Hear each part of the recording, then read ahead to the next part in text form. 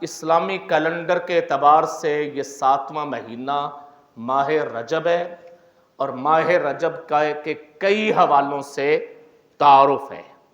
ایک تعارف خود یہ اشہر حرم میں ہے، دوسرا تعارف حضور نبی پاک صلی اللہ علیہ وسلم کی معراج کا مہینہ، تیسرا تعارف حضرت علی المرتضیٰ رضی اللہ عنہ کی ولادت کا مہینہ، چوتھا تعارف حضرت معاویہ رضی اللہ تعالیٰ عنہ کی وفات کا مہینہ، اور حضرت علی کی ولادت، حضرت معاویہ کی وفات، ان دونوں شخصیتوں کا مشترکہ گھر، مشترکہ شخصیت، وہ ہے ذات مصطفیٰ، وہ ہے ذات مصطفیٰ حضور نبی پاک صلی اللہ علیہ وسلم۔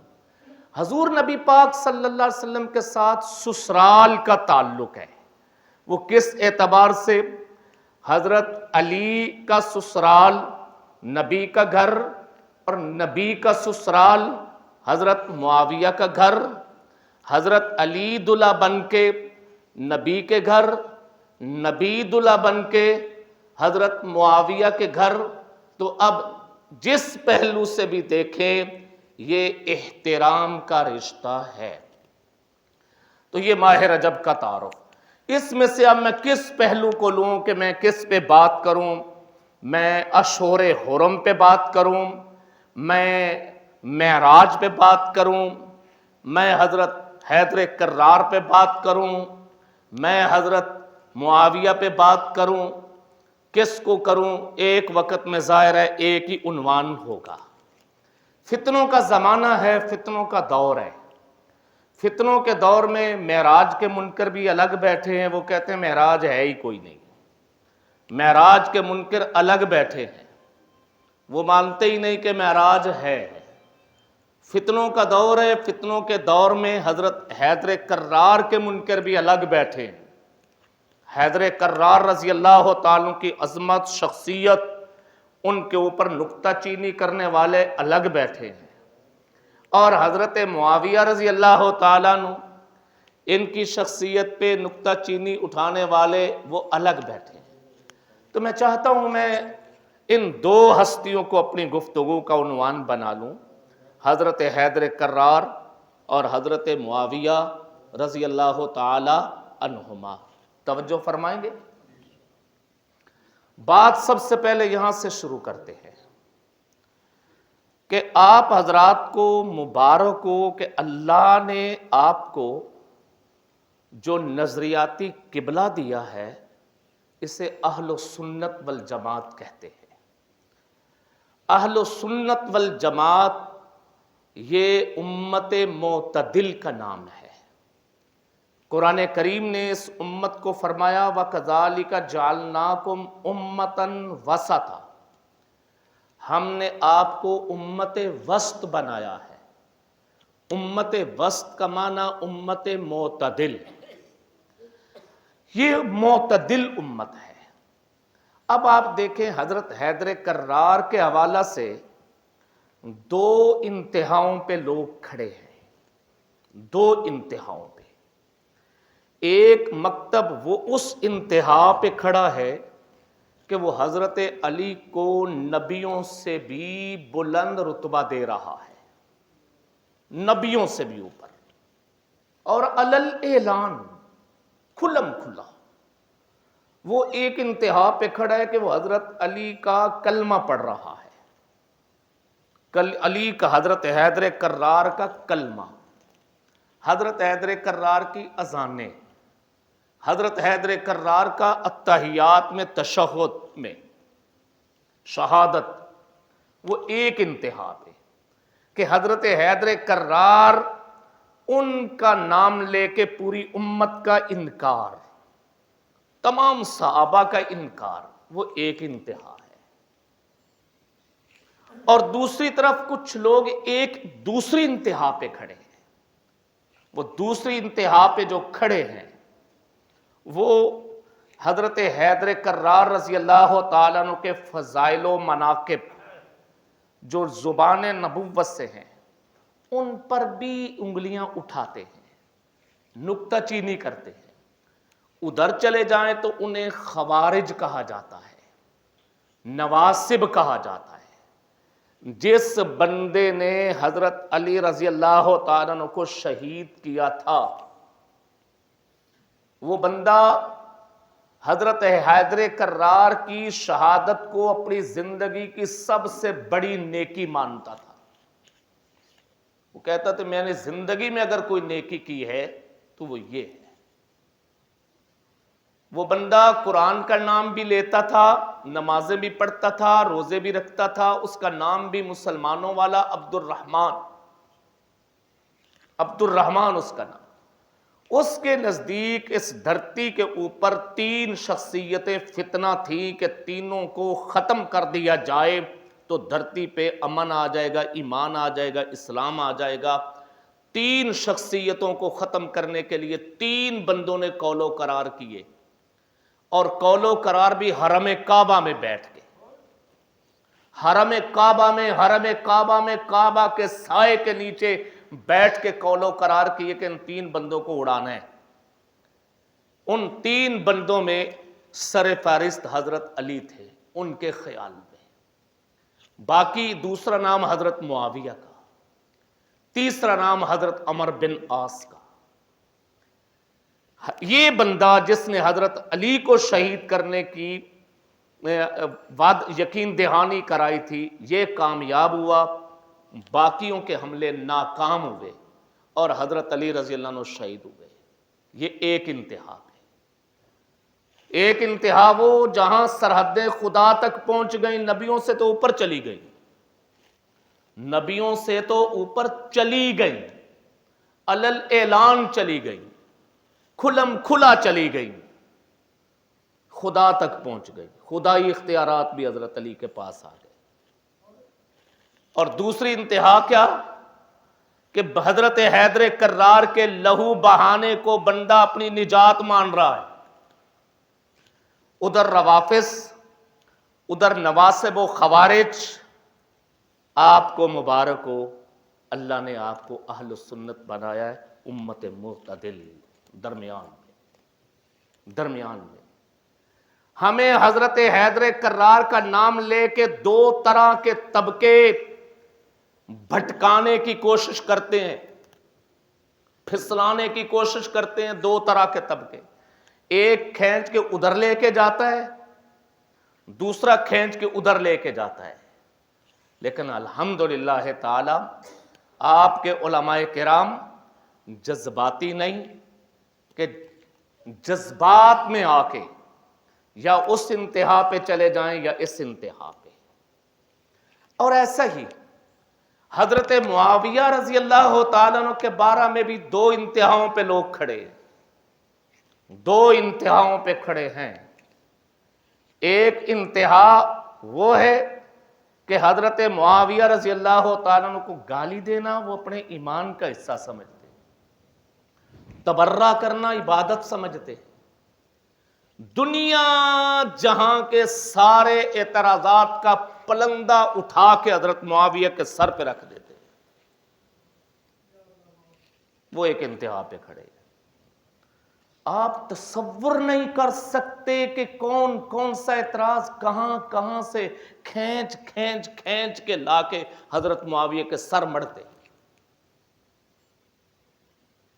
حضرت معاویہ رضی اللہ تعالیٰ نماز پڑھنے جا رہے ہو, وہ اس کو بھی شک کی نگاہ سے یہ تہجد پڑھنے جا رہے ہیں. نہیں تہجد نہیں, یہ تو صبح معاذ اللہ تعالیٰ یہ کرنے جا رہے ہیں. یعنی ان کی ہر خیر کو انہوں نے جامہ شر کا پہنانا ہے, اور شر کا جامہ پہنانے کے لیے طرح کے اعتراضات گھسیٹ کے لا کے ان کے سر منڈے. ان کے ایمان قبول کرنے کو بھی کہیں گے یہ تو ڈر کے مارے ہوئے. ان کی جوانی کو جی یہ فلاں ہے, یہ فلاں ہے, یہ فلاں ہے. یہ ایک انتہا ہے. اس انتہا پہ کون کون کھڑے ہیں یہ بھی کوئی ڈھکی چھپی بات نہیں رہی. اور دوسری طرف ایک اور انتہا ہے ایک اور انتہا ہے. وہ دوسری انتہا کیا ہے؟ وہ کہتے ہیں حضرت معاویہ رضی اللہ تعالیٰ عنہ عظمت و منقبت میں، دانائی میں، فراست میں، ہر شے میں تمام صحابہ سے افضل ہے. صرف حضرت ابو بکر اور حضرت عمر کو معاف کرتے ہیں وہ لوگ. کہتے ہیں نہیں، ان سے تو نہیں. ان لوگوں کا بس چلے تو وہ یہ بھی کہہ دے کہ حضرت ابو بکر سے بھی سیاست میں، حضرت عمر سے بھی دانائی، سیاست، تدبر میں آگے ہیں، لیکن ابھی وہ اس پہ آ نہیں رہے. حضرت علی کو تو وہ طبقہ معاذ اللہ کے سکھاتے میں نہیں لاتا. کہتے حضرت معاویہ کے مقابلے میں حضرت علی رضی اللہ تعالیٰ عنہ، یہ ایک انتہا ہے. یہ ایک انتہا حضرت معاویہ کے حوالہ سے. اچھا، پریشانی کس کو ہوتی ہے؟ ذہن میں رکھنا، جو انتہاؤں پہ کھڑے ہیں انہوں نے تو چونکہ لحاظ کسی کا رکھنا نہیں، لحاظ اتار دیا ہوتا ہے. وہ کھلم کھلا ننگے ہو چکے ہوتے ہیں. انہیں کوئی اعتراض، کوئی پرواہ نہیں. کسی کی بےزتی ہوتی ہے، پرواہ نہیں. کسی کا احترام دل سے ختم ہوتا ہے، پرواہ نہیں، کیونکہ وہ تو انتہا پہ ہیں. وہ پہلے انتہا پہ ہیں. ہر وقت پھونک پھونک کے کون چلتا ہے؟ جو درمیان میں معتدل جو ہوتا ہے. اس نے دیکھنا ہوتا ہے کہ میرا پاؤں ادھر پھسلا تو ادھر بھی گھاٹی، ادھر پھسلا تو ادھر بھی گھاٹی. اس کو فکر ہوتی ہے. الحمدللہ تعالی اہل سنت والجماعت حضرت حیدر کرار کے بارے میں بھی نہ اس انتہا پہ نہ اس انتہا پہ، امت معتدل درمیان میں. اور حضرت معاویہ رضی اللہ تعالیٰ عنہ کے حوالہ سے بھی نہ اس انتہا پہ کہ دنیا جہاں کی ساری غلطیوں کا ملبہ لا کے ان کے سر رکھ دیں، یہ بھی نہیں. اور نہ اس انتہا پہ کہ حضرت معاویہ رضی اللہ تعالی عنہ ان کے مقابلہ میں تمام صحابہ کرام، حضرت حیدر کرار رضی اللہ تعالی عنہ سبھی کو ہم پیچھے کر دیں. اس انتہا پہ بھی نہیں، بلکہ ہم وَكَذَلِكَ جَعَلْنَاكُمْ أُمَّةً وَسَطًا، امت وسط، معتدل امت ہو، درمیانی امت ہو. بھٹکنے کی ایک عمر ہوتی ہے، بھٹکنے کی وہ ابھرتی عمر ہوتی ہے. کیونکہ جوانی جو ہوتی ہے نا، یہ اعتدال میں رہ ہی نہیں سکتی. یہ نہیں اعتدال میں رہتی، یہ انتہا چاہتی ہے. انتہا. جتنے بندے حضرت حیدر کرار کے اس طرف انتہا پہ پہنچے، وہ بھی اپنی جوانی کے ہاتھوں مجبور ہو کے انتہا پہ گئے. جو ادھر خوارج آئے ان کی تاریخ پڑھ لیں، وہ بھی جوانی کے ہاتھوں انتہا پہ پہنچے. اور حضرت معاویہ کے حوالہ سے بھی جو بھٹک رہے ہیں وہ بھی جوانی کے عالم. کیوں؟ انتہا یہ ایک عمر ہوتی ہے، بندہ کہتا بس یہی ہے، آخر تک جائیں گے، آخر تک جائیں گے. تو خیر میں عرض کر رہا ہوں، یہ دو شخصیات حضرت علی اور حضرت معاویہ رضی اللہ تعالی عنہما، اہل سنت والجماعت کا ایمان عقیدہ دو ٹوک صاف لفظوں میں بتانے لگا ہوں. حضرت علی رضی اللہ تعالی عنہ خلافت راشدہ کے چوتھے خلیفہ ہیں. ایمان قبول کرنے میں اولین طبقہ میں شامل ہیں. حضور نبی پاک صلی اللہ علیہ وسلم کے داماد ہیں. حضور صلی اللہ علیہ وآلہ وسلم کے پروردہ ہیں. نبی پاک صلی اللہ علیہ وسلم کی گود میں ان کی پرورش ہوئی ہے. 4-5 سال عمر تھی، حضور صلی اللہ علیہ وآلہ وسلم نے انہیں گود لیا، اور پھر نبی علیہ السلام کی نگرانی میں پلے بڑے جوان ہوئے. علمی دنیا کے انتہائی عظیم عالم ہیں. جرت و شجاعت میں آپ کا ایک نام چمکتا دمکتا ہے. حضرت حیدر کرار رضی اللہ تعالیٰ عنہ اس امت کے سب سے بڑی جج ہیں، چیف جسٹس ہیں، قاضی القضات ہیں، حضرت ابو بکر و عمر عثمان ان حضرات کے بہترین وزیر ہیں، بہترین مشیر ہیں، زندگی گزری عدل و انصاف کے ساتھ، جرت و بہادری کے ساتھ۔ نہ تو ان کی زندگی کے اندر دو نمبری ہے، نہ ان کی زندگی کے اندر دوغلا پن ہے، نہ ان کی زندگی کے اندر کسی قسم کی معاذ اللہ تعالی ایسی حرکت ہو جو غیرت کے درجے سے بھی گری ہوئی ہو۔ صاف ہیں، شفاف ہیں، جو اندر سے ہیں وہی باہر ہیں، جو باہر ہیں وہی اندر ہیں، صاف ہیں، کھرے ہیں، کوئی دو نمبری نہیں، کوئی فیصلہ نہ ڈر کے کیا نہ دب کے کیا، جو کچھ کیا شرع صدر کے ساتھ کیا، جام شہادت پیا، پورے کے پورے شرع صدر کے ساتھ اللہ نے انہیں جنت الفردوس میں پہنچایا۔ حضرت ابو بکر رضی اللہ تعالی عنہ کے ساتھ رہے تو پوری وفاداری کے ساتھ رہے، ایک پل بھی بے وفائی نہیں کی۔ حضرت عمر کے ساتھ ایک پل بھی بے وفائی نہیں کی۔ حضرت عثمان ذو النورین کا 12 سالہ دور خلافت ہے، ابتدائی 6 سال بڑی پرامن ہے، اس پرامنی کے دور میں بھی انتہائی وفادار رہے۔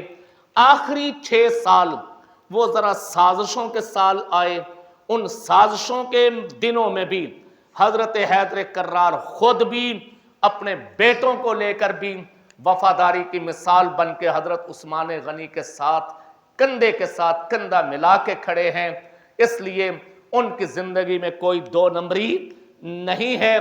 اس حضرت حیدر کرار رضی اللہ تعالیٰ عنہ کو ہم حضرت ابو بکر عمر عثمان کے بعد پوری امت میں سب سے اعلیٰ، سب سے افضل، سب سے شان والا، سب سے نام والا، افضل اکرم سمجھتے ہیں۔ ان کے جوڑ کا، ان پہلی 3 شخصیات کے بعد تمام صحابہ میں کوئی ان کے پلے کا، کوئی ان کے جوڑ کا، کوئی ان کے قد کاٹ کا کوئی صحابی نہیں۔ حضرت عبداللہ بن مسعود نہیں، حضرت عبداللہ بن عباس نہیں، حضرت عبداللہ بن زبیر نہیں۔ یہ میں جن کے نام لے رہا ہوں چھوٹے نام نہیں، چھوٹے نام نہیں۔ حضرت عبداللہ بن مسعود وہ ہیں کہ جن کو پاک پیغمبر نے علم کی مبارک دی ہے۔ حضرت عبداللہ بن مسعود وہ ہیں جن کو حضور صلی اللہ علیہ وسلم نے سند دی ہے۔ حضرت عبداللہ بن مسعود وہ ہیں کہ جن کو حضرت عمر نے اپنا ترجمان بتا کے کوفہ کی طرف بھیجا۔ یہ حضرت عبداللہ بن مسعود بھی حضرت علی کے پائے کے نہیں۔ حضرت عبداللہ بن عباس کا نام لیا، یہ کون ہیں؟ یہ بھی میرے پاک پیغمبر کے چچیرے بھائی ہیں۔ جس طرح حضرت علی چچیرے بھائی ہیں، حضرت عبداللہ بن عباس بھی چچیرے بھائی ہیں، چچا کے بیٹے ہیں، حضرت عباس کے بیٹے ہیں۔ حضرت عبداللہ بن عباس، ان کا بچپن بھی نبی کی نگرانی میں گزرا۔ حبر الامہ، امت کا بڑا عالم، یہ وہ ہیں جن کو نبی نے فرمایا نعم ترجمان القرآن، قرآن کا خوبصورت ترین مفسر عبداللہ بن عباس ہے۔ یہ حضرت عبداللہ بن عباس بھی حضرت علی کے پائے کے نہیں ہیں، حضرت عبداللہ بن زبیر بھی نہیں۔ یہ حضرت عبداللہ بن زبیر کون ہیں؟ نبی پاک صلی اللہ علیہ وآلہ وسلم کے پھپھی کے بیٹے ہیں۔ حضرت زبیر یہ ان کے بیٹے ہیں۔ حضرت عبداللہ بن زبیر نبی علیہ السلام کے بھتیجے لگتے ہیں۔ اور اسی طرح حضرت عبداللہ بن عباس، عبداللہ بن زبیر، حضرت عبداللہ بن عمر بھی کوئی نہیں۔ حضرت عبداللہ بن عمر کون ہیں؟ حضرت عمر رضی اللہ تعالیٰ عنہ کے بیٹے، یہ بھی حضرت علی کے پائے کے نہیں۔ حضرت عبد الرحمن بن ابی بکر بھی نہیں، حضرت ابو بکر صدیق کے بیٹے۔ اس لیے کہ ہم اہل سنت کا یہ ایمان و عقیدہ قرآن و سنت کے دلائل کے اوپر ہے کہ بعد از اصحاب ثلاث پوری امت میں حضرت علی کے جوڑ کا کوئی بندہ نہ مشرق میں، نہ مغرب میں، نہ شمال میں، نہ جنوب میں، کوئی نہیں۔ اس لیے اب کوئی بندہ ہمیں حضرت علی کا تانا دے کہ یہ نہ کہا کہ یہ حضرت علی کو مانتے نہیں ہیں۔ اگر کوئی اب بھی تانا دے گا اس کا مطلب ہے وہ ہمیں اعتدال پہ نہیں رکھنا چاہتا، وہ ہمیں کہاں لے کے جانا چاہتا ہے؟ اس طرف انتہا پہ، وہ ہمیں انتہا پہ لے کے جانا چاہتا ہے۔ وہ حضرت حیدر کرار کو یہاں نہیں دیکھنا چاہتا، وہ ایک انتہا پہ کھڑا ہے، وہاں لے کے جانا چاہتا ہے۔ تو میں اپنے نوجوانوں کو کہوں گا اس انتہا پہ نہیں جانا، اس انتہا کو تو خود اللہ کے نبی نے مسترد کیا ہے۔ اللہ کے نبی نے صاف دو ٹوک لفظوں میں فرمایا، یا علی، اے علی، تیری ذات کے بارے میں دو گروہ جہنمی ہوں گے، وہ دونوں دو انتہا پہ کھڑے ہوں گے۔ انت کمثل عیسیٰ، آپ عیسیٰ کی طرح ہیں۔ عیسیٰ علیہ السلام کے حوالے سے دو انتہاؤں پہ بندے کھڑے ہوئے۔ ایک انتہا عیسائیوں کی، وہ نیچے آئے ہی نہیں، انہوں نے کہا یہی اللہ ہے، یہ اللہ ہے، اگر اللہ نہیں مانتے تو اللہ کا بیٹا مانو، نیچے آئے ہی نہیں۔ دوسری طرف یہود نے کہا انہیں اللہ کا بیٹا مانتے ہو، اللہ کا بیٹا نہیں، یہ تو فلاں مسجد اقصی کا ایک خادم تھا، خادم، اس خادم کے ساتھ رات کے اندھیروں میں ان کی اماں ملاقات کیا کرتی تھی، تب جا کے یہ پیدا ہوا۔ بیچ میں کون ہے؟ اسلام نہ خدا کا بیٹا نہ کسی اور کا بیٹا، بلکہ کلمت اللہ، یہ اللہ کا کلمہ ہے۔ اب عیسائیت ہم سے راضی نہیں ہوگی جب تک ہم اس انتہا پہ نہ جائیں، یہودیت راضی نہیں ہوگی جب تک اس انتہا پہ نہ جائیں، لیکن ہم مسلمان اسلام امت معتدل ہے۔ اسی طرح اصحاب کے حوالے سے بھی ہم امت معتدل ہیں۔ یہ تو حضرت علی رضی اللہ عنہ کے حوالے سے میں نے بتا دیا، نہ روافض کو قبول کرتے ہیں، نہ خوارج و نواصب کو قبول کرتے ہیں، اور ایسے ہی الحمدللہ تعالی حضرت معاویہ کے حوالے سے بھی دو انتہا ہیں۔ ایک انتہا ہمیں چاہتی ہے کہ ہم وہاں جائیں، وہاں پہنچیں، اس انتہا پہ پہنچانے میں ایک کردار تو وہ تو ہے ہی، سو ہے روافض کا۔ آج کے فتنوں میں ایک نام اور ہے جسے میں کہا کرتا ہوں فتنہ تشکیک۔ فتنہ تشکیک، کیا نام دیا؟ تشکیک، شک میں مبتلا کرنا، شک میں۔ جیسے ایک لفظ ہے نا تشخیص، بندہ بیمار ہو، بیماری کا نہیں پتہ چل رہا، کوئی حکیم کہے مجھے پتہ چل گیا، میں نے تشخیص کر لی ہے۔ تو تشکیک کا مطلب یہ ہے شک میں ڈالنا، جہاں کھڑا ہے نا وہاں نہ کھڑا رہے بندہ، اسے شک میں ڈال دو، ایسا شک میں ڈالو کہ وہ پنجابی میں کہتے ہیں نا، ایسی لائی گٹے ساری رات پئی پٹے۔ ایسا شک ڈالو صحابی کے بارے میں، نہ تو وہ یہ کہے کہ یہ صحابی نہیں، نہ اس کے صحابی ہونے کا انکار کرے، اور نہ یہ کہے کہ صحابی جنتی ہوتا ہے لہذا یہ جنتی ہے۔ شک میں ڈالنا، یہ تشکیک۔ آج اس تشکیک کا مورچہ سنبھالا ہوا ہے جیلم اکیڈمی نے۔ پتہ نہیں کچھ دوست جانتے ہیں کہ نہیں جانتے، جیلم اکیڈمی نے تشکیک کا مورچہ سنبھالا ہوا ہے۔ کیا تشکیک؟ اوپر سے لے کے نیچے تک جہاں جہاں امت اعتماد پہ تھی، اس اعتماد کو سرکانے کی کوشش ہے، اس اعتماد کو سرکانے کی کوشش ہے کہ جہاں کوئی کھڑا ہے نا وہاں کھڑا نہ رہے، شک میں ڈالے، شک میں۔ جیلم اکیڈمی اس کا مرکز ہے اس وقت۔ کہاں کہاں شک ڈالا؟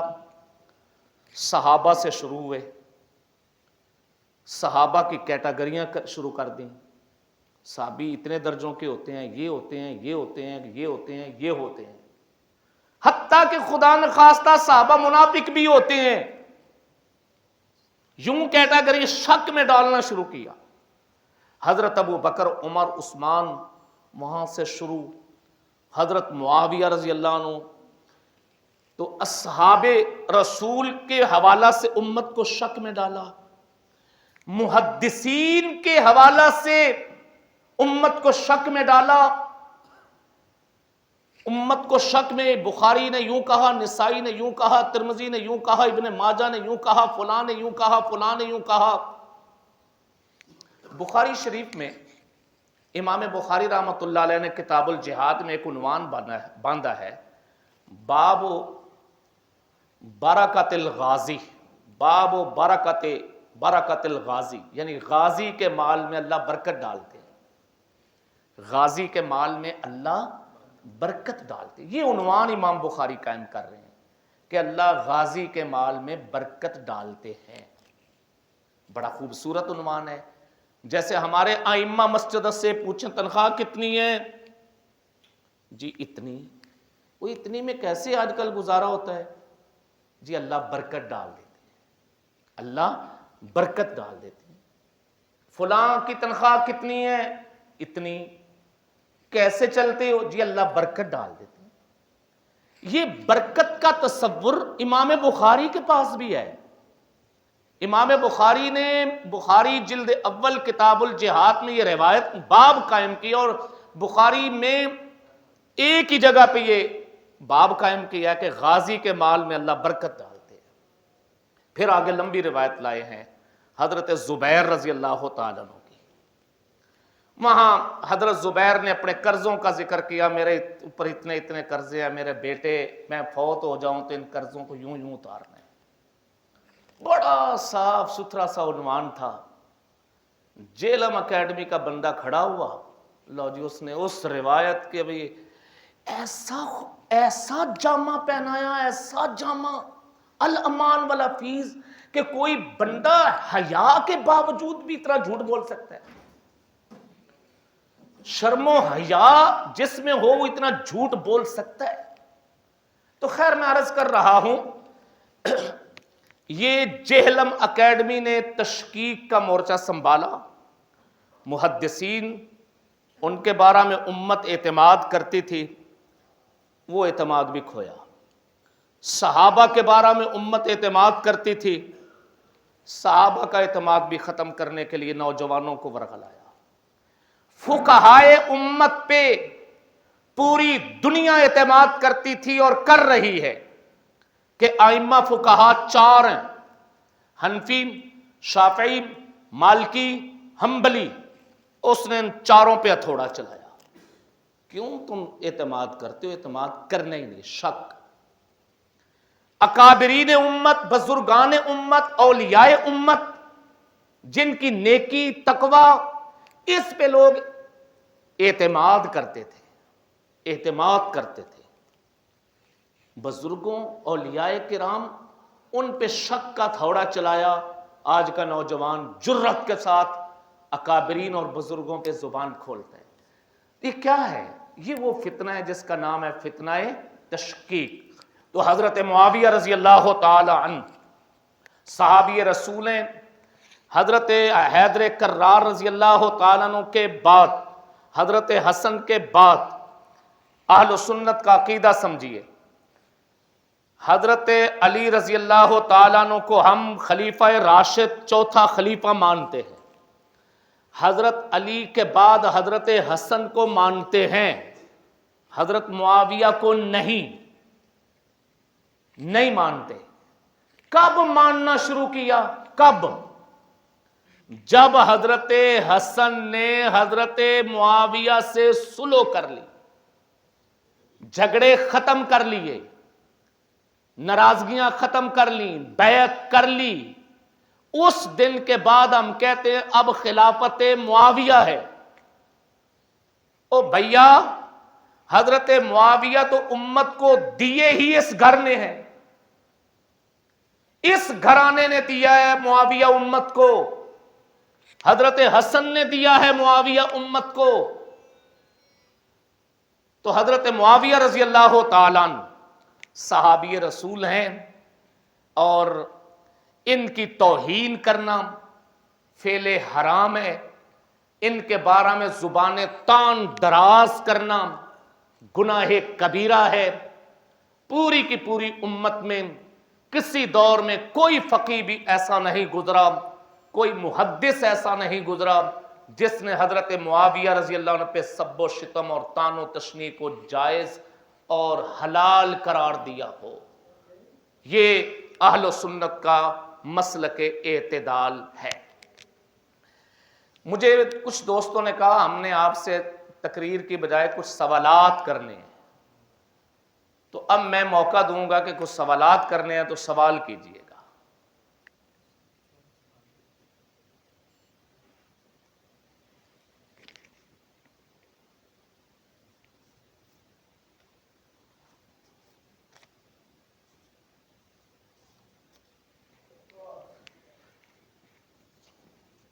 یہ تو کافی ساری پرچیاں ہیں, لمبی لمبی گفتگو لمبی ہو جائے گی, میں تھوڑا تھوڑا جواب دیتا جاؤں. دیکھتا ہوں کہاں سے پہلے کون ہے, کون سا کس سے شروع کیا جائے.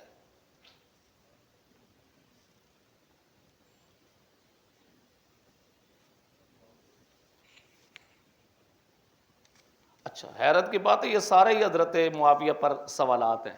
یہ تھوڑے ہیں, یہ تھوڑے ہیں. حقیقت یہ ہے حضرت معاویہ رضی اللہ تعالیٰ عنہ پر انتہا پسند طبقے نے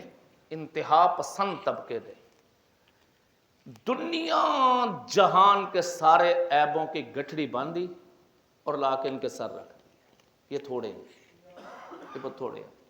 دنیا جہان کے جو جہاں, حتیٰ کہ میں ایک مزے کی بات بتاؤں, حضرت عمر رضی اللہ تعالیٰ عنہ شہید ہوئے, ایرانی بندے نے شہید کیا, اور مجوسی تھا, مسلمان نہیں, مجوسی تھا.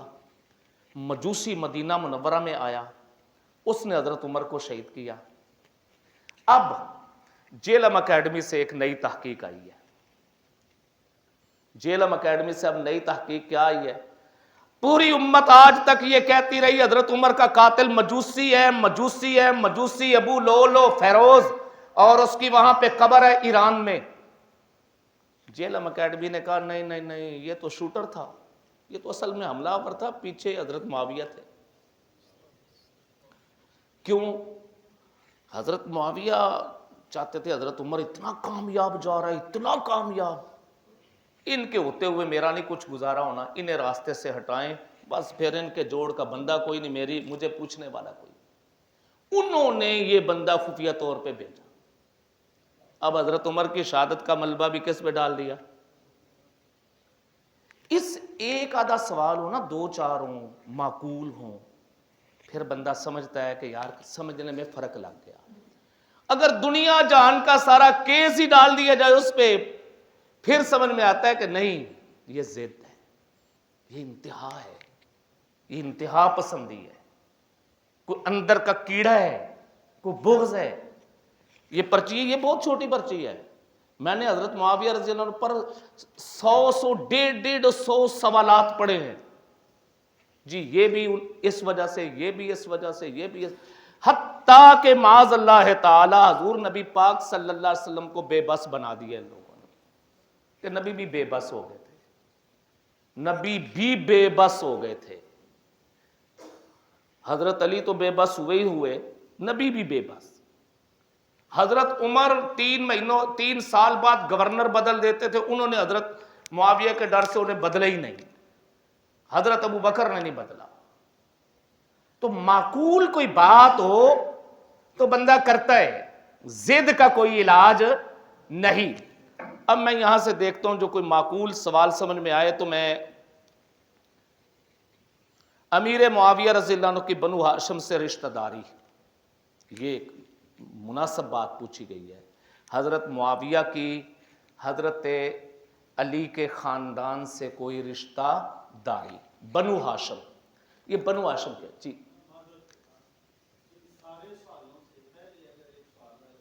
جی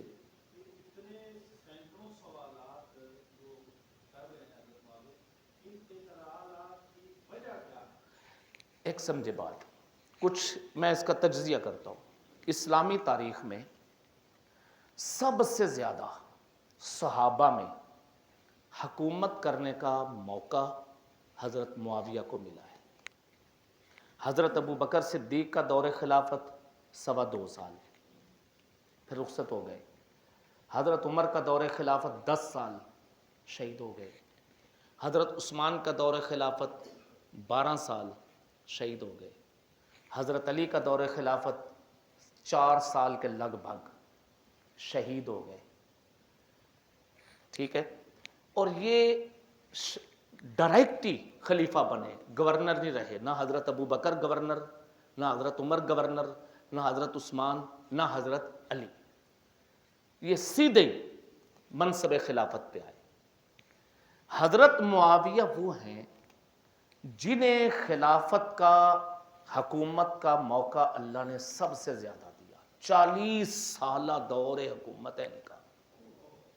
کتنا؟ 40 سالہ دور حکومت ہے ان کا۔ 40 سال میں 20 سالہ دور حکومت وہ ہے جو پہلے خلفاء کی نگرانی میں گزرا۔ پہلے خلفاء کی نگرانی میں، حضرت ابو بکر کی نگرانی میں، حضرت عمر کی، حضرت عثمان کی، ان کے دور میں 20 سال ان کے گزرے۔ اور 20 سال بعد والے وہ ہیں جب تنے تنا حضرت حسن نے ان کے ہاتھ پہ صلح کر لی، بیعت کر لی۔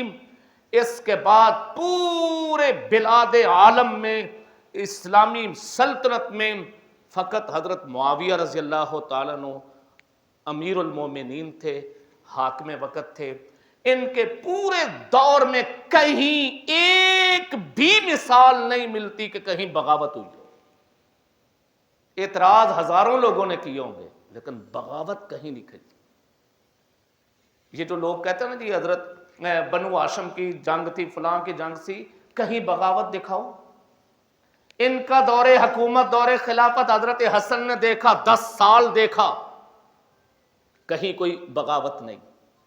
حضرت امام حسین نے 20 سال دیکھا، کہیں کوئی بغاوت نہیں۔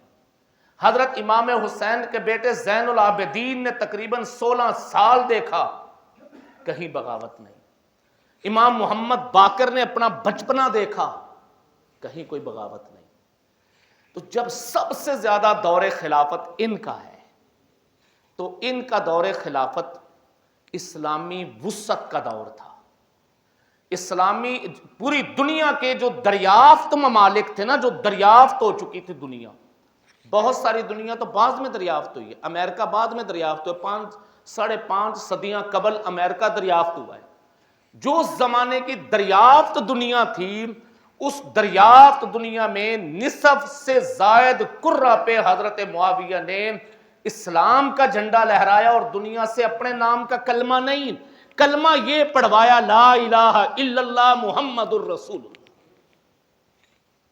میں ان سے پوچھ لوں نا کہ حضرت علی نے کس کا کلمہ پڑھوایا، تو یہ کہہ دیں گے حضرت علی نے نبی کا تو پڑھوایا نہ، ساتھ اپنا بھی پڑھوایا۔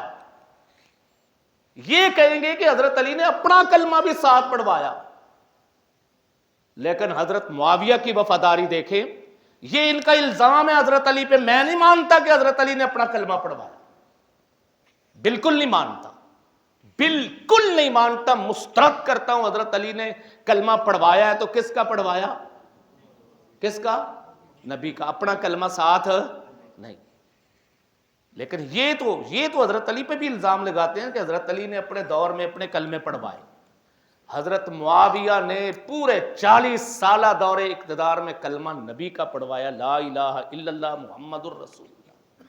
جس شخصیت کا دور، مولانا یاسر صاحب جو آپ نے سوال کیا، جس شخصیت کا اتنا طویل دور حکومت ہو، مختلف کلچروں کو دیکھا ہو، مختلف تہذیبوں کو دیکھا ہو، مختلف ثقافتوں کو دیکھا ہو، مختلف مذاہب سے ٹکراؤ ہوا ہو، سلطنت روما سے ٹکراؤ حضرت معاویہ کا، سلطنت پارس سے ٹکراؤ حضرت معاویہ کا، یہ اس زمانے کی سپر قوتیں تھی۔ مشرق اور مغرب، مغربی دنیا، مشرقی دنیا، یورپ کی دنیا، ان سے ٹکراؤ حضرت معاویہ کا ہوا۔ جس شخصیت نے اتنا ٹکراؤ دنیا سے کیا ہو، دور حکومت ان کا زیادہ سے زیادہ ہو، تو کیا خیال ہے اعتراض بھی پھر انہی پر زیادہ ہوں گے نا۔ 1 سال بندہ محلے دا کونسلر رہ جائے، کتنا ہی دیانتدار کیوں نہ ہوئے، 1 سال کونسلر رہ جائے محلے دا، کی خیال ہے سال بعد وہ بھی کوئی سوال ہو گے کہ نہیں ہو گے؟ جی ہون گے۔ ایک واری رانا اورنگزیب چیئرمین رہا ہے، اچھا آدمی ہے، بھائی سے میرا چھوٹا بھائی ہے، مینوں اج بھی ووٹ کا موقع ملے تو انہوں ہی دیا، اج بھی موقع ملے انہوں ہی دیا، لیکن کیا خیال ہے ان کے ناقدین نہیں ہیں جی، انہوں نے ناقدین نہیں ہون گے، چنگا چنگا وہ بھی اعتراض کریں گے کہ یہ ہے یہ ہے یہ، یعنی کہنا یہ چاہ رہا ہوں کہ جو بندہ اقتدار پہ آتا ہے، قوت اختیار لے کے آتا ہے، وہ یہ کہے کہ میرے اوپر اعتراض نہ ہو، یہ نہیں ہو سکتا۔ وہ مذہب کے نام پہ آئے گا، مذہبی اعتراض ہوں گے، سیاست کے نام پہ آئے گا، سیاسی اس کے اوپر اعتراض ہوں گے، وہ نئی نئی پالیسیاں وضع کرے گا، ان پالیسیوں کے اوپر اعتراض ہوں گے، نئے پروجیکٹ لے کے آئے گا، ان پروجیکٹ کے اوپر اعتراض ہوں گے، یہ ہوں گے۔ یہ اعتراض ایک انسانی فطرت ہے، لیکن ان اعتراضات کو لے کے ایسا مدانا کہ وہ ایمان و عقیدہ بننے لگے اور امت کو گمراہ کرنے لگے، یہ گمراہی ہے۔ تو حضرت معاویہ رضی اللہ عنہ کا کے اوپر جو اعتراضات کی کئی وجہ، ان میں سے ایک وجہ یہ ہے کہ ان کو کام کرنے کے موقع باقی تمام خلفاء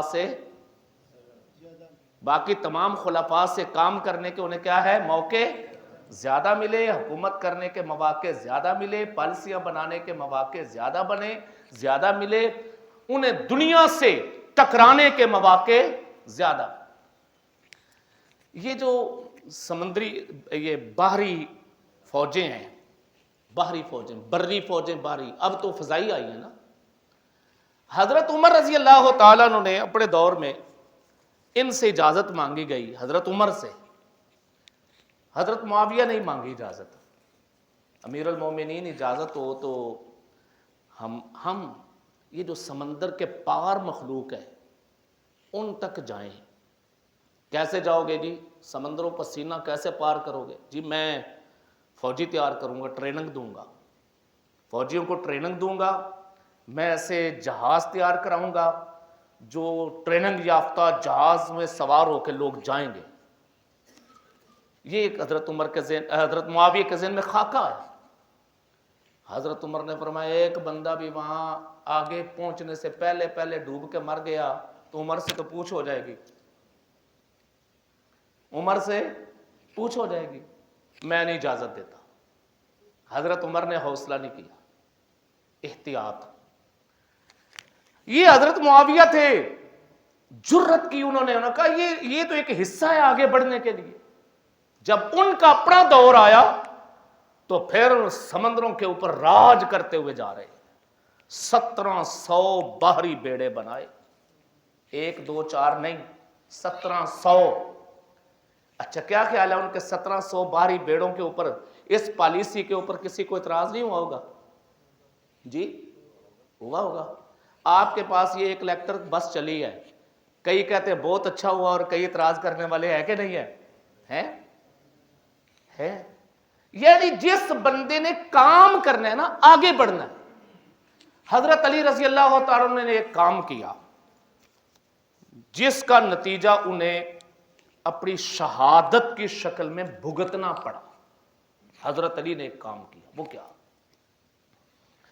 اپنے حضرت علی کی لڑائی چل رہی ہے، جنگ چل رہی ہے، جنگ صفین حضرت معاویہ کے ساتھ، جنگ این زوروں پہ پہنچی ہوئی ہے، زوروں پہ، لاشوں پہ لاشیں گر رہی ہیں، دونوں طرف صحابہ کھڑے ہیں، تابعین کھڑے ہیں۔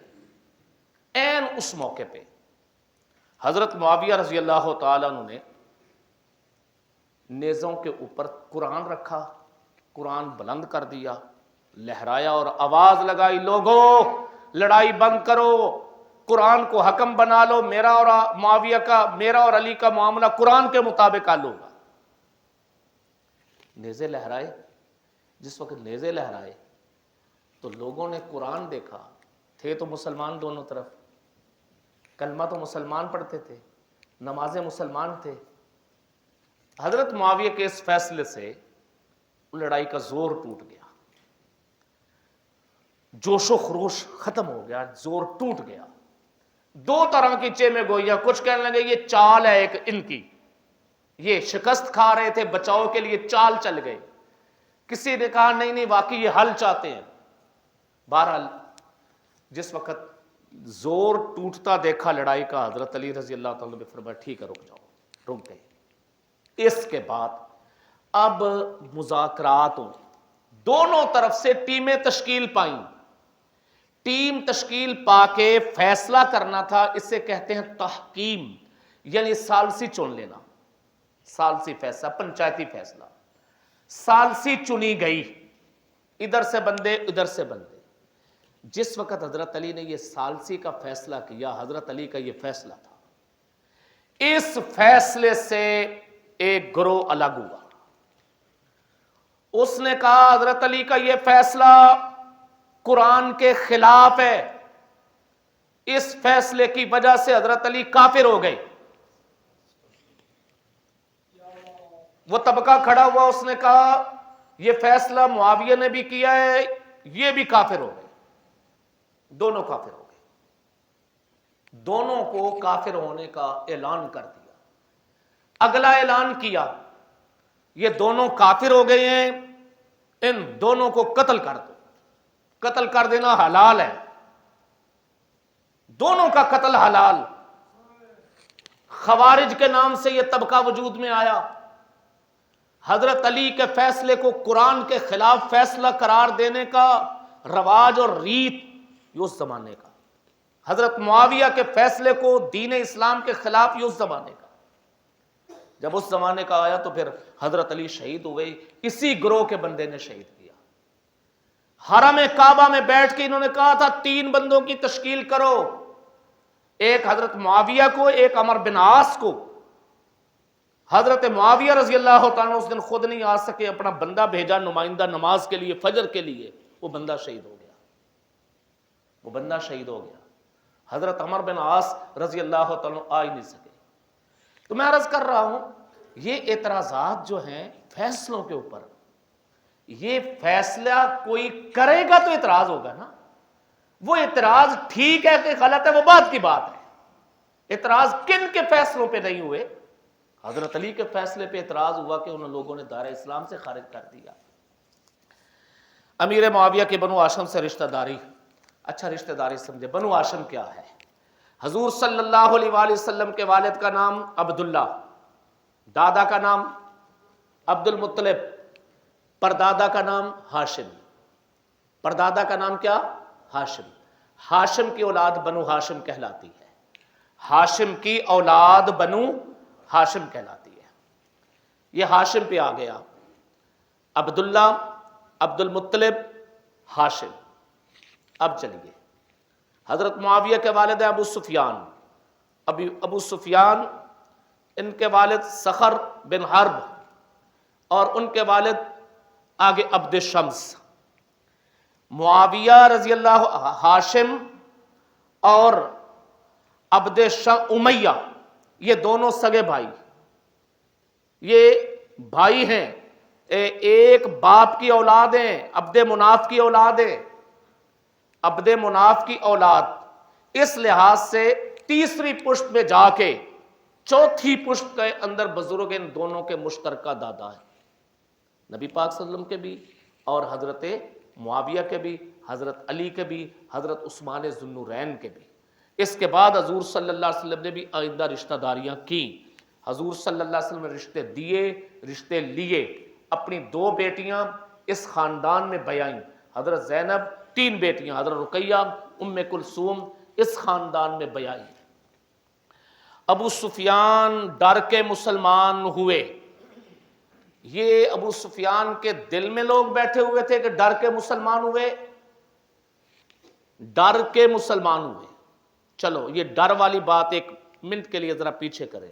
ہوئے کیا؟ ہوئے کیا؟ ہوئے کیا؟ مسلمان. مان لو نا مسلمان. پھر ارے ظالموں، ڈر کے ڈرنے کا الزام بھی دیتی ہو، مسلمان بھی نہیں مانتے.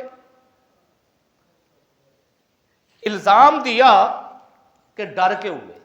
چلو ایک پل کے لیے تسلیم کریں کہ ڈر کے ہوئے، لیکن ہوئے کیا؟ پھر مانو نا مسلمان، مانتے بھی نہیں، یا تو مانو، یہ ہے اصل اندر کی عداوت، الزام بھی دینا ہے اور ماننا بھی نہیں۔ اگر یہ مان لیں کہ یہ کہیں کہ واقعی وہ مسلمان ہو گئے، پھر اگلی بات اس پر میں بھی غور کر سکتا ہوں، ڈر کے ہوئے وقتی طور پہ یا بعد میں جا کے دل کھل گیا، یہ بات کی بات ہے۔ لیکن مانو تو صحیح ظالموں، تم تو مانتے بھی نہیں، الزام دے رہے ہو کہ مسلمان ڈر کے مسلمان ہوئے۔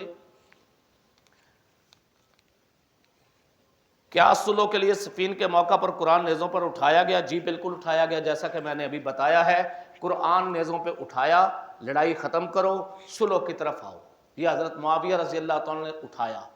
اب یہاں پہ جیلم اکیڈمی کہے گی انہیں جی دیکھو نا اندروں اور سن، بھائی امت کو لڑائی سے بچایا کہ نہیں بچایا؟ امیر معاویہ طلقاء میں سے ہیں اور کتابت قرآن نہیں کی، یہ دو سوال ہو گیا۔ امیر معاویہ طلقاء میں سے ہیں، یہ طلقاء کیا ہے؟ ان بیوقوفوں کو اتنا نہیں پتا طلقاء کسے کہتے ہیں۔ طلقاء، حضور نبی پاک صلی اللہ علیہ وسلم مکہ مکرمہ جب فتح ہوا، آپ علیہ السلام فاتح کی حیثیت مکہ میں گئے، تو مکہ مکرمہ میں وہ لوگ سامنے آئے جن کے ساتھ پہلے جنگیں ہو چکی تھی۔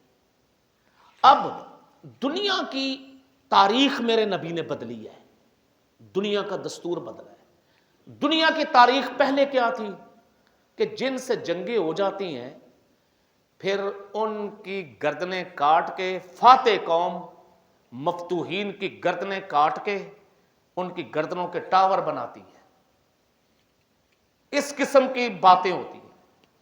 اللہ کے پاک پیغمبر نے فرمایا نہیں، کوئی کسی قسم کا انتقام نہیں۔ اللہ کے نبی نے اعلان کیا من دخل دار ابی سفیان فہو آمن، آج جو بندہ ابو سفیان کی حویلی میں چلا جائے گا اسے امن ہے۔ ہم نے ابو سفیان ان کو بھی امن دیا، ان کی حویلی میں آنے والوں کو بھی امن دیا۔ ابو جہل کا بیٹا مسلمان ہوا ہے، آپ کو پتہ ہے؟ اکرمہ مسلمان ہوا ہے، اس کا اسلام مانتے ہو؟ وہ بھی تو فتح مکہ پہ مسلمان ہوا۔ حضرت عباس فتح مکہ پہ مسلمان ہوئے، حضور صلی اللہ علیہ وسلم کے خاندان بنی ہاشم کے اور بہت سارے بزرگ وہ فتح مکہ پہ مسلمان ہوئے۔ صرف انہی پہ اعتراض کیوں؟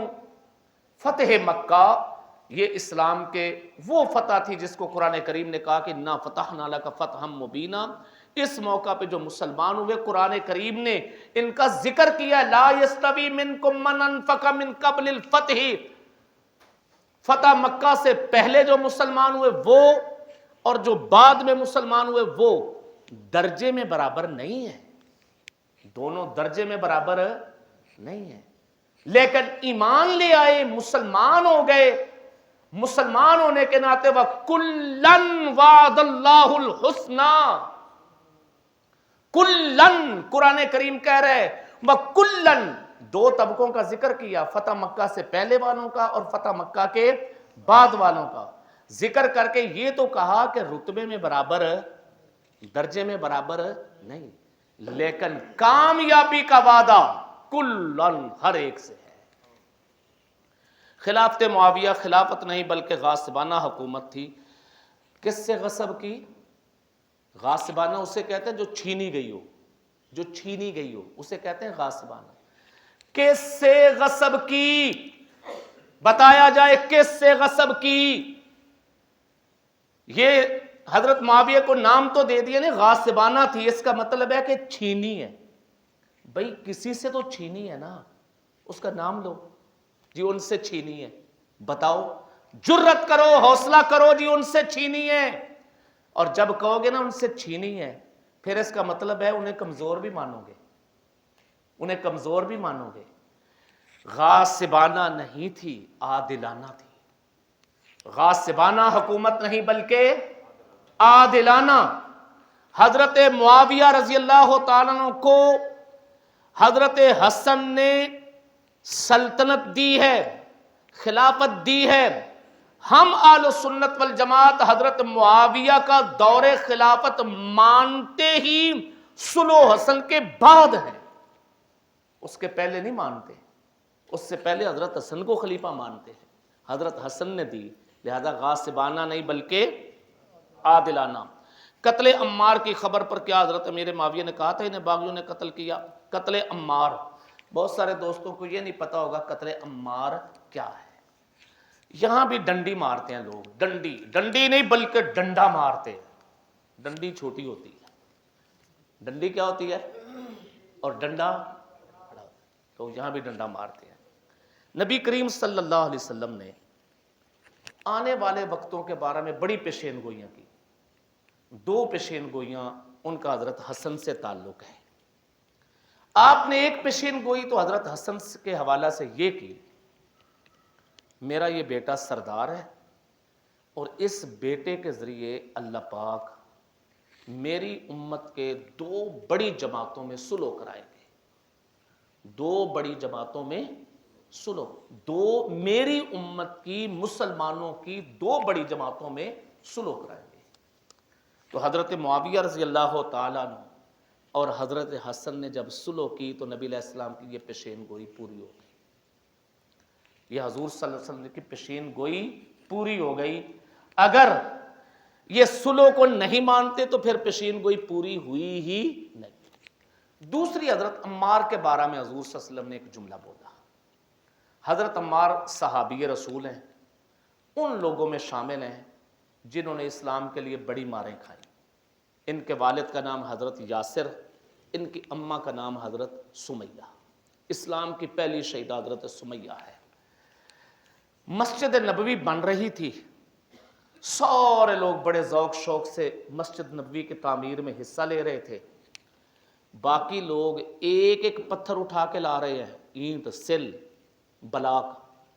حضرت عمار کو دیکھا یہ دو دو اٹھا کے لا رہے ہیں۔ امام بخاری نے باب قائم کیا مسح الغبار، یعنی جو غبار لگ جائے اسے صاف کر لینا، اس ضمن میں یہ روایت لائے۔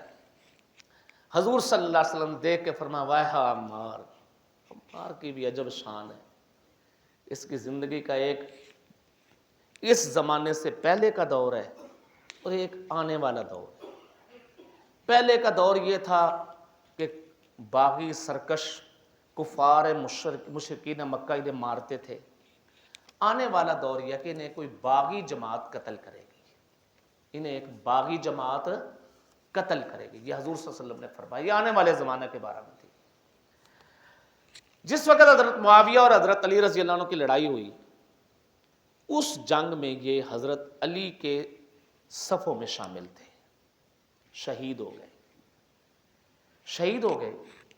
اس پہ جیلم اکیڈمی کہتی ہے کہ حضرت معاویہ جہنمی ہے، معاذ اللہ تعالی، اور باغی ہیں، سرکش ہیں۔ یہ بڑی تفصیلی گفتگو ہے، اس پہ میں تھوڑی سی ایک اور بات کروں۔ حضرت عثمان غنی کے دور میں ایک گروہ سامنے آیا تھا جس نے حضرت عثمان سے بغاوت کی، سرکشی کی۔ اس گروہ کے بندے آنے والے وقتوں میں دو حصوں میں تقسیم ہوئے، حضرت علی کی صفوں میں آئے اور حضرت معاویہ کے صفوں میں آئے۔ گروہ باغی تھا جنہوں نے حضرت عثمان غنی کو شہید کیا۔ اس گروہ کے بندے چونکہ یہ فسادی آدمی تھے، ان کا آئندہ مشن بھی فساد ہی تھا، کچھ ادھر آئے اور کچھ ادھر آئے۔ آ کے انہوں نے کیا کیا، انہوں نے ادھر کے بھی بڑے چوٹی کے بندے مارے اور ادھر کے بھی بڑی چوٹی کے بندے مارے۔ ادھر سے حضرت عمار شہید ہوئے، ادھر سے کون ہوئے نام بتاؤں حیران رہ جائیں گے، حضرت زبیر رضی اللہ تعالی عنہ۔ حضرت زبیر، یہ حضرت زبیر کون ہے؟ نبی پاک صلی اللہ علیہ وسلم کے پھپھی زاد، حضور صلی اللہ علیہ وسلم کے پھپھی ذات، پھپھی کے بیٹے، حضرت صفیہ کے بیٹے. اور یہ حضرت زبیر کون ہے؟ عشرہ مبشرہ میں شامل ہے. جن بندوں کو اللہ کے نبی نے 10 بندوں کو کہا یہ جنتی، 10 بندوں کو کہا یہ جنتی ہے، حضرت زبیر عشرہ مبشرہ میں. اور پھر ساتھ نبی علیہ السلام نے یہ بھی فرمایا زبیر تو قتل ہوگا اور تیرا قاتل جہنمی ہوگا. حضرت زبیر کو کہا تو قتل ہوگا، تیرا قاتل جہنمی ہوگا. اب حضرت زبیر شہید ہوئے جنگ جمل میں، اور مد مقابل کون تھے؟ حضرت علی. تو کیا اب کوئی جرت کر کے یہ کہہ سکتا ہے کہ حضرت زبیر کو اللہ کے نبی نے کہا تھا تیرا قاتل جہنمی ہوگا؟ یہ حضرت جنگ جمل میں حضرت علی کے مخالفین میں تھے، تو ان کو یقیناً حضرت علی کے ساتھیوں نے قتل کیا، تو حضرت علی کے ساتھی جہنمی ہوئے. کوئی کہہ سکتا ہے؟ نہیں. کیوں؟ اس لیے کہ نہ حضرت علی چاہتے تھے. حضرت علی کو بندے نے آ کے کہا مبارک ہو، خوشخبری ہو. حضرت علی سے کہا کس چیز کی؟ آنے والے نے کہا زبیر قتل ہو گیا ہے. حضرت علی کو بندہ آ کے خوشخبری سنا رہا ہے کہ زبیر قتل ہو گیا. اس کا خیال تھا کہ حضرت علی کے مد مقابل ہے، لہذا حضرت علی خوش ہوں گے. حضرت علی نے سنا تو رونے لگ گئے، آنکھیں برسنے لگ گئی، اور فرمایا میں تجھے جہنم کی بشارت دیتا ہوں، تو جہنمی ہے، جہنمی. تجھے یاد نہیں اللہ کے نبی نے کہا تھا زبیر کا قاتل جہنمی ہوگا؟ یہ حضرت عمار کی شہادت کا تو لے کے پلندہ ہم نے حضرت معاویہ کے سر ڈال دیا، یہ حضرت زبیر کی شہادت کدھر جائے گی؟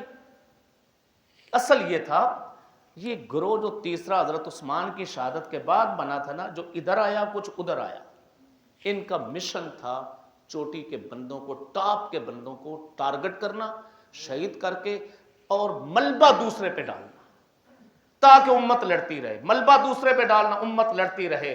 حضرت عمار کا قاتل بھی یہی، یہ تھا باغی گروہ جس نے قتل کیا. صلح معاویہ کے بعد حضرت علی کو قتل کی دھمکیاں کس نے دی؟ صلح معاویہ کے بعد حضرت علی کو قتل کی دھمکیاں کس نے دی؟ یہ صلح معاویہ سے مراد یہ خوارجی گروہ ہے جس نے حضرت علی کو ہی نہیں حضرت معاویہ کو بھی دی. یہ خارجی تھے، یہ کہا کرتے تھے کہ ان دونوں کو معاذ اللہ شہید کرو. حضرت عمار پر تفصیلی روشنی ڈالیں، یہ میں نے بات کر دی. کیا امیر معاویہ نے ممبروں پر حضرت علی پر سب و شتم کیا؟ یہ ایک بہتان ہے حضرت معاویہ کے اوپر، بہتان کہ حضرت امیر معاویہ ممبروں پر حضرت علی پر سب و شتم کرتے تھے، گالی گلوچ دیا کرتے تھے. میں ایک بات کہتا ہوں، یہ اعتراض ہے کہ حضرت معاویہ اور ان کے گورنر حضرت علی پر سب و شتم کرتے تھے، گالی دیتے تھے، یہ اعتراض ہے. اب میں پوچھتا ہوں کیا حضرت علی بھی کرتے تھے؟ یہ گالی گلوچ دینے کا جو معاملہ تھا یک طرفہ تھا کہ دو طرفہ تھا؟ یک طرفہ سے مراد کیا یہ حضرت معاویہ کی طرف سے ہی ہو رہا تھا کہ حضرت علی کی طرف سے بھی جوابی کارروائی ہو رہی تھی؟ جواب ملتا ہے کہ نہیں، جواب ملتا ہے کہ نہیں، یعنی حضرت علی کی طرف سے نہیں. اب سمجھے بات، سمجھے. گالی گلوچ دینا اعتراض کرنے والے کے نزدیک یہ حضرت علی کا کام نہیں، اس طرف سے نہیں ہوتا تھا. مجھے کوئی آ کے کہ مولانا فلاں ممبر سے آپ کو گالی دی جاتی ہے آپ کو، تو میں کہوں جی میں تو نہیں دوں گا. اب میرے جو پیروکار ہیں ان کا مزاج گالی دینے والا بنے گا یا گالی سے بچنا بنے گا؟ جی بچنا بنے گا. اور اگر میرے پیروکار بھی گالیاں دے تو میں کہوں گا تم میرے طریقے پر نہیں ان کے طریقے پہ ہو. حضرت علی کا طریق حضرت معاویہ کو گالیاں دینا نہیں، حضرت علی اور ان کے ممبروں سے حضرت معاویہ اور ان کے ساتھیوں پر گالی دینے کا دستور نہیں. سوال تبھی بنے گا نا جی ادھر سے گالی ہوتی تھی ادھر سے گالی نہیں تھی. تو حضرت علی کی سیرت تو یہ ہوئی, حضرت علی کے گورنروں کی سیرت تو یہ ہوئی, حضرت علی کے پیروکاروں کی سیرت تو یہ ہوئی کہ ان کے ممبروں سے حضرت معاویہ اور ان کے ساتھیوں پر گالی گلوچ نہیں. آج کدھر سے ہو رہی ہے؟ آج کدھر سے ہو رہی ہے؟ آج جو بندے حضرت معاویہ اور ان کے ساتھیوں پر گالی گلوچ کر رہے ہیں, مجھے بتائیں یہ حضرت علی کی سیرت پہ چل رہے ہیں؟ یہ تو حضرت علی کی سیرت پہ نہیں. اگر تم کہتے ہو کہ بنی امیہ کی سیرت وہ تھی تو پھر مان لو کہ میں حضرت علی کی سیرت پہ ہوں اور بنی امیہ کی سیرت پہ تم کھڑے. حضرت علی کی شان ہے حضرت معاویہ کو گالی نہ دینا. صلح حسن اور معاویہ پر امیر معاویہ کا صلح حسن اور معاویہ پر امیر معاویہ کا عمل, اور کیا آپ کی خلافت سے پہلے صلح منسوخ ہو چکی تھی؟ یہ صلح منسوخ ہونے کا دو طریقے ہوتے ہیں. ایک ہوتا ہے قولن, ایک ہے فعلن. قولن کا مطلب اعلان کر دیا جائے بھائی اس سے پہلے ہماری صلح تھی, آج کے بعد صلح نہیں, اعلان برات. نہ قولن اعلان برات ہوا نہ فعلن اعلان برات ہوا. کوئی ایک قول حضرت حسن کا, کوئی ایک قول حضرت حسین کا جس سے انہوں نے کہا ہو کہ ہمارا حضرت معاویہ سے جو صلح کا معاہدہ ہوا تھا آج کے بعد ختم, کوئی قول نہیں. فعلن بھی کوئی نہیں. فعلن کا مطلب یہ ہے کہ پلاننگ کرنا, بندے کھڑے کرنا, ان کے خلاف بغاوت کے طریقے, یہ بھی نہیں. لہذا یہ محض ایک الزام ہے. اس قول کی حقیقت واضح کیجیے. حضرت علی نے کہا میں امیر معاویہ کو معاف نہیں کیا, ہمارا فیصلہ قیامت کو ہوگا. یہ حضرت علی کی طرف کوئی فیصلہ, یہ کوئی بات کسی سند میں کسی طرح منقول نہیں, محض اپنے پاس سے ایک گھڑی ہوئی بات ہے. امیر معاویہ کی بنو ہاشم سے رشتہ داری یہ واضح ہو گئی. اور کوئی بھائی؟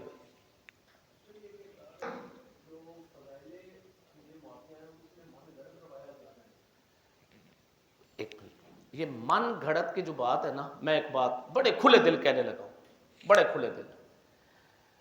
اسلامی تاریخ میں روایات جو احادیث ہیں ان میں ایک حدیث کی مستقل قسم ہے جسے کہتے ہیں موضوع احادیث. کیا کہتے ہیں اسے؟ موضوع احادیث. موضوع احادیث کا مطلب کہ نہ اللہ کے نبی کا فرمان ہے نہ قول ہے, لوگوں نے لوگوں کو متوجہ کرنے کے لیے روایت بنا لی. ایسی احادیث کو کہتے ہیں موضوع احادیث. موضوع احادیث کا دائرہ بڑا وسیع ہے, بڑا وسیع ہے. موضوع احادیث سے نہ نماز بچی ہے, نہ روزہ بچا ہے, نہ قرآن بچا ہے. مطلب کیا؟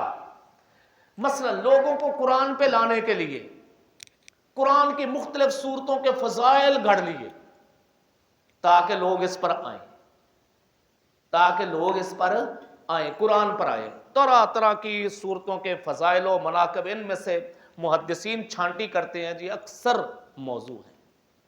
اسی طرح محدثین نے نہ حضرت معاویہ نہ حضرت علی, شخصیات کے حوالہ سے محدثین کا یہ ایک اصول بیان کیا گیا کہ شخصیات کے جو فضائل ہیں ان میں سے اکثر موضوع ہیں.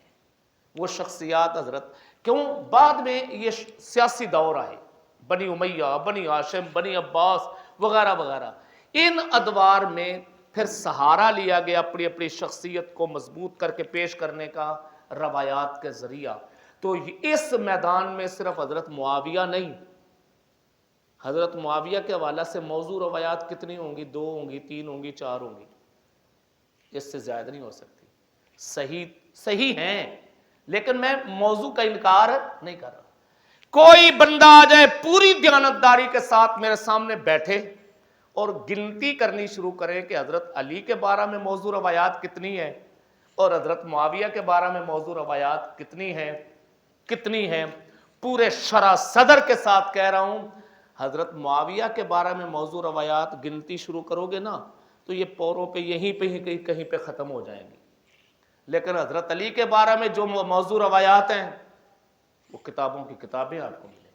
اس لیے یہ موضوع روایت کا حضرت معاویہ کے حوالہ سے جو نقطہ ہے یہ صرف حضرت معاویہ ہی نہیں, میں نے پہلے بتایا صرف حضرت معاویہ ہی نہیں، اس میں خود قرآن بھی ہے، روزہ بھی ہے، حج بھی ہے، جی جو حج پہ یوں جائے گا اتنا فضائل ملیں گے، جو یہ عمل کرے گا یہ اتنے ملائے. یہ ہمارے تبلیغی جماعت والوں کے پاس ایک پورا رجسٹر ہے موضوع روایات کا، کوئی چھوٹی نہیں، بڑی روایات موضوع ہے کہ لوگوں کو نماز کی طرف بلانے کے لیے.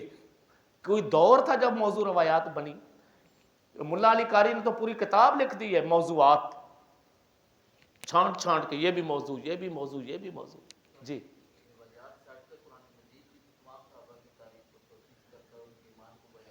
اب وہ بالکل مولانا فرما رہے ہیں کہ قرآن کریم جو صحابہ کے، اصل یہ ہے صحابہ کتابی شخصیات ہے ہی نہیں، یہ قرآنی شخصیات ہے، قرآن کریم کی شخصیات ہے. یہ جو شخصی نام بنام جو فضائل ہیں نا، ان میں واقعتاً ایک حصہ موضوع روایات کا ہے، واقعتاً ایک حصہ. میں کو دلچسپ بات سناؤں، ہم چھوٹے ہوتے تھے سے روایت سننی شروع کی، انا مدینۃ العلم والیہم بابھا. اس سے پہلے انا مدینۃ العلم ابو بکر اساسھا، انا مدینۃ العلم عمر جدارھا، انا مدینۃ العلم عثمان سقفھا، انا مدینۃ العلم علی بابھا. نبی علیہ السلام نے فرمایا میں علم کا گھر ہوں، ابو بکر اس کی بنیاد ہے، میں علم کا گھر ہوں، عمر اس کی دیواریں ہیں، میں علم کا گھر ہوں، عثمان اس کی چھت ہے، انا مدینۃ العلم، میں علم کا گھر ہوں، علی بابھا، علی اس کا دروازہ ہے. یہ آپ نے بھی سنی ہے جی، ہم بھی سنتے آئے، اپنے خطباء سے سنتے آئے. موضوع روایت کسی کے پاس اس روایت کی کوئی سند ہے، میرے علماء کرام بیٹھے ہیں، ان میں سے کوئی میری رہنمائی کرے، یہ پوری روایت کی کوئی ان میں سے میری رہنمائی کرے. تو یہ اعتراض صرف حضرت معاویہ پر نہیں، یہ موضوع روایت ایک واقعی سبجیکٹ ہے، عنوان ہے محدثین کا. جی اور کوئی؟ جی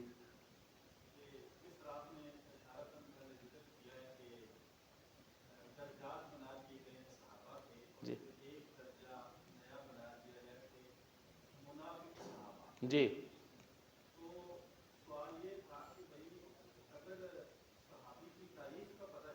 جی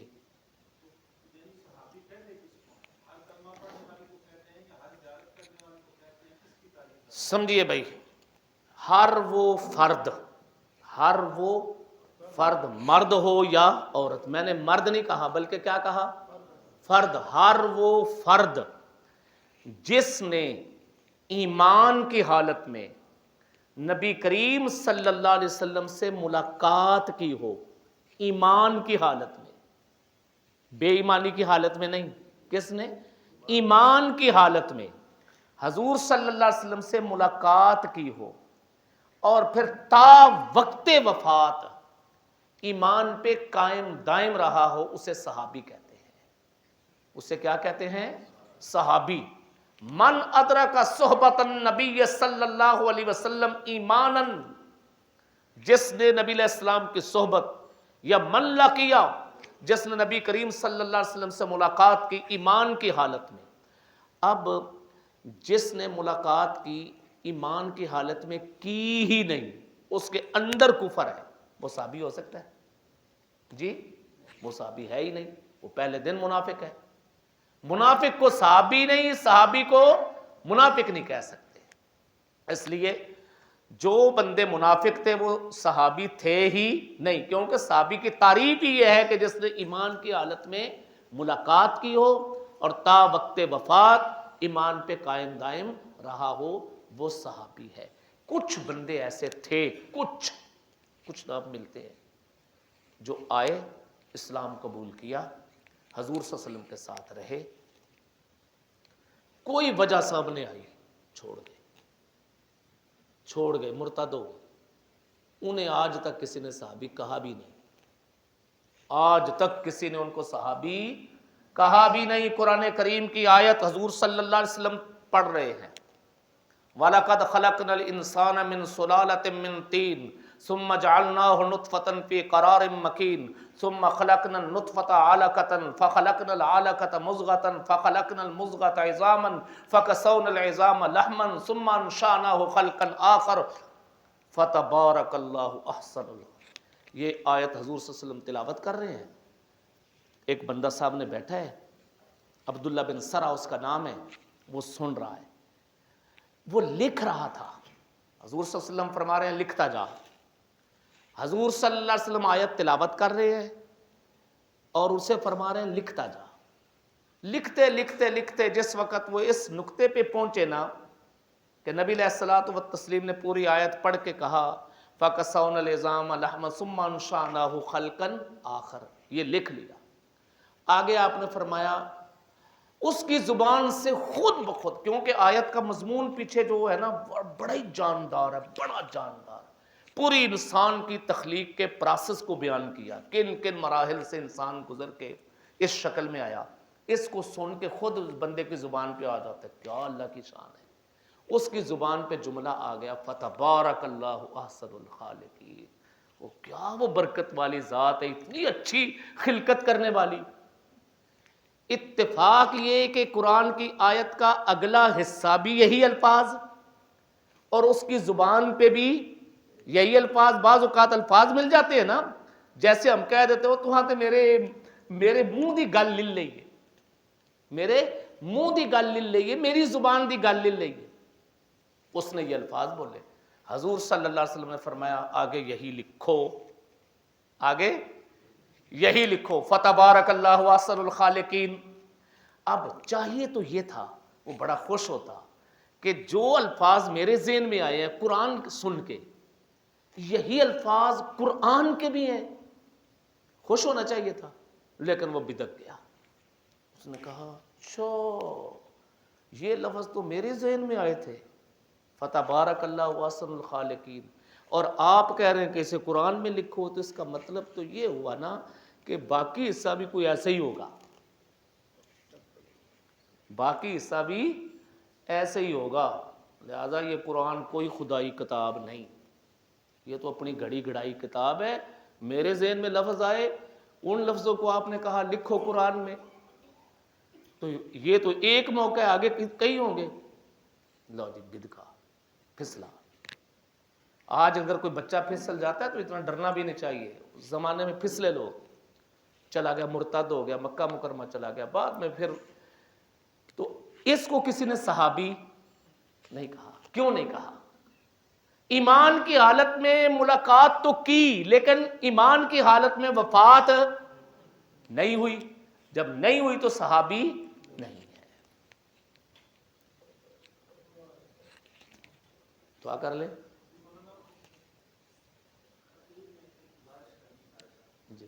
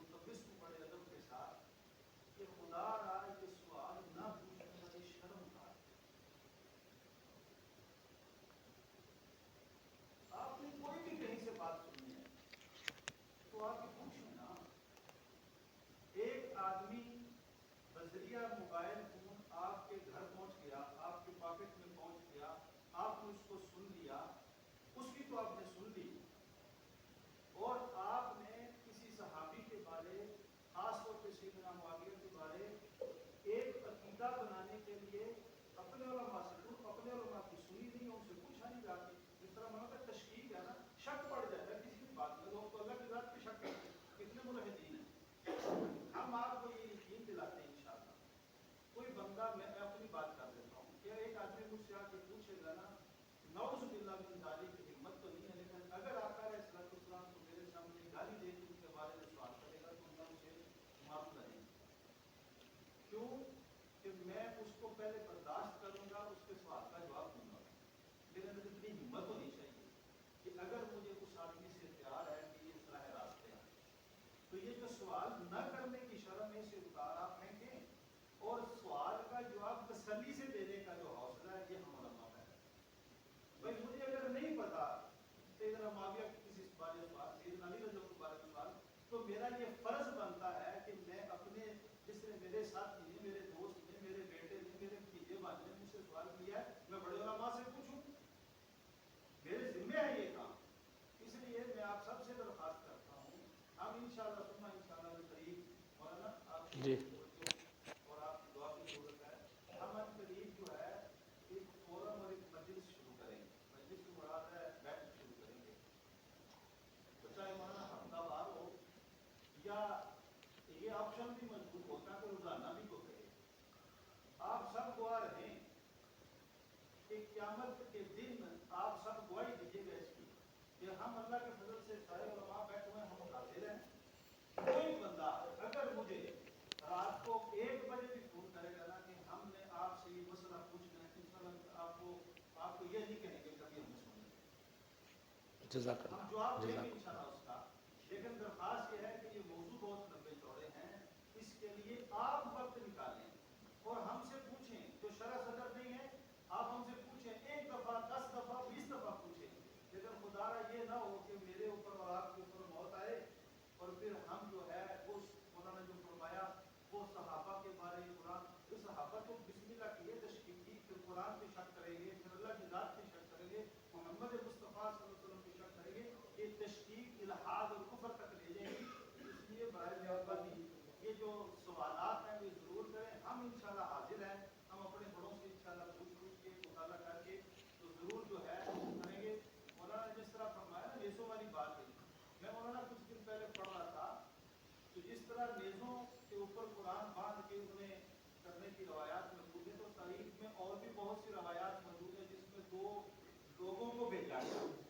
تو اس طرح وہ مطالعہ کرنے سے چیزیں سامنے آتی ہیں. مجھے نام بھول گیا ان کا. تو ایک جب آپ ہم سے سوال کریں گے تو ہم آپ کو تلاش کر کے دیں گے، یہ ہمارے ذمہ ہے. لیکن خدا را سوال کرنا نہ چھوڑیں. یہ شرم اتار دیں کہ بھئی ہم پوچھیں گے تو یہ کہ ہم سے ناراض، ہم بالکل ناراض نہیں ہوں گے انشاءاللہ. اور مولانا کو اللہ ہدایت عطا فرمائے. بہت ساری باتیں جو ہم نے پہلے نہیں سنی تھی وہ ہمیں سنی، اور اس طرح کی مجالس کی ترتیب بھی میں درخواست کروں گا کہ مولانا بلال صاحب ہمارے ذمہ دار ہیں دروس کے، تو ان سے درخواست کروں گا کہ ایک مہینہ اس طرح ہے اور ہم جو وہ فورم شروع کریں گے، ہم نوجوانوں کو دعوت دیں گے، ایک آدمی آئے تسلی سے سوال کرے، انشاءاللہ تسلی سے جواب دیں. مولانا اللہ خوش رکھے. میں ایک عرض کروں، 1 سیکنڈ. دیکھیں یہاں 10 مساجد ایک مسلک کی ہیں، جس مسلک سے آپ وابستہ ہیں. الحمدللہ رسول نگر کی فضا ایسی نہیں کہ امام مسجد کوئی فیصلہ کرے تو ان کے مقتدی اس کے خلاف چلے. ائمہ مساجد اپنی ذمہ داریاں نبھائے. جس مسجد کے امام ہے وہ امام کہے کہ اگلا درس میری مسجد میں ہوگا، فلاں مولانا صاحب آئیں گے. میں پورے شرح صدر سے سمجھ سکتا ہوں کہ کوئی مسجد کی انتظامیہ رکاوٹ نہیں ڈالے. مولانا اشفاق صاحب جس مسجد میں، کیا خیال آپ سمجھتے ہیں مولانا کہ آپ کی مسجد کی انتظامیہ رکاوٹ ڈالے گی، درس نہیں ہونا چاہیے؟ سب متفق ہیں. مولانا آپ سمجھتے ہیں کہ آپ جس مسجد کے امام ہیں؟ جی نہیں. مولانا فیاض صاحب کہاں ہیں؟ چلے گئے. کیا سمجھتے ہیں کہ ان کی مسجد کی انتظامیہ رکاوٹ ڈالے گی؟ مولانا حنظلہ صاحب آپ اس مسجد کے امام ہیں، کیا خیال آپ سمجھتے ہیں کہ مسجد انتظامیہ رکاوٹ ڈالے گی؟ جی نہیں، مزے کی بات ہے، وہ تو کھانے بھی کھلاتے ہیں۔ میں مولانا فیصل صاحب سے کہہ رہا تھا کہ میں درس پہ آؤں گا، کھانا نہیں بنانا، ٹھیک ہے؟ میرے کھانا ایک اور دوست کے ساتھ وعدہ کیا ہوا ہے، ٹھیک، میرے کچھ مہمان بھی میرے ساتھ ہیں، کھانا وہاں مجھے کہنے لگے وہ تو پک گیا ہے، چودھری شجاعت صاحب نے کھانا بنا لیا۔ چودھری شجاعت سے کون بھاگنے کی ہمت کرے، یہ جو ہے ہی شجاع۔ تو کہنے کا مطلب یہ ہے کہ ائمہ مساجد ماحول دے، وہ فضا بنائے۔ عوام نے، مولانا آپ کی بات سر آنکھوں پہ ٹھیک ہے، لیکن کیا اب یہ عوام آپ کو گائیڈ کرے گی؟ عوام بتائے گی کہ یہ کرنا ہے؟ آپ اپنی مساجد کے نظم بنائیں، مجھے جب بلائیں گے دن رات میں حاضر ہوں۔ کبھی نہیں مجھے یاد کر رسول نگر کے دوستوں نے یاد کیا ہو اور میں نے انکار کیا۔ فیصل بھائی نے مجھے کہا، میں ایک سفر پہ تھا آزاد کشمیر کے، میں نے کہا میں سفر پہ ہوں، 3-4 دن کا سفر ہے، واپس آتا ہوں میں انشاءاللہ۔ میں نے دوبارہ خود کال کیا آپ کو، میں نے دوبارہ خود کال کر کے میں نے کہا، کیوں باقی جگہ کے لیے لوگ ہم سے ٹائم مانگے، ہم نے کبھی کال نہیں کی جی آپ نے ٹائم کی بات کی تھی تو میرا ٹائم لے لیں، کبھی نہیں آیا۔ یہ میرا گھر ہے، اس لیے ائمہ مساجد، مجھے تو خوشی ہوئی ہے۔ رسول نگر کے دوست پتہ نہیں سمجھتے مجھے درس دینا نہیں آتا، ٹھیک ہے؟ جتنے درس ہوتے ہیں مساجد میں طے ہوتے ہیں، میں لسٹ دیکھتا رہتا ہوں، قاری بلال صاحب لسٹ دیکھتا ہوں، فلاں مسجد میں مولانا فیاض صاحب جا رہے ہیں، فلاں میں مولانا اشفاق صاحب، فلاں میں مولانا حنظلہ صاحب، فلاں میں ٹٹولتا رہتا ہوں کہیں میرا نام بھی ہے، کہیں میرا نام بھی ہے۔ اور جلسوں کے لیے تو بلاتے ہو، میں درس بھی دے لیتا ہوں، درس بھی دینا آتا ہے، تو کوئی ایسا مسئلہ نہیں، گھر کا بندہ ہوں۔ آپ جب آواز دیں گے انشاءاللہ حاضر ہیں۔ آپ دروس کی ترتیب بنائیے۔ الحمدللہ رب العالمین والعاقبۃ للمتقین، اللہم صلی علی سیدنا محمد وعلی آل سیدنا محمد مبارک وسلم۔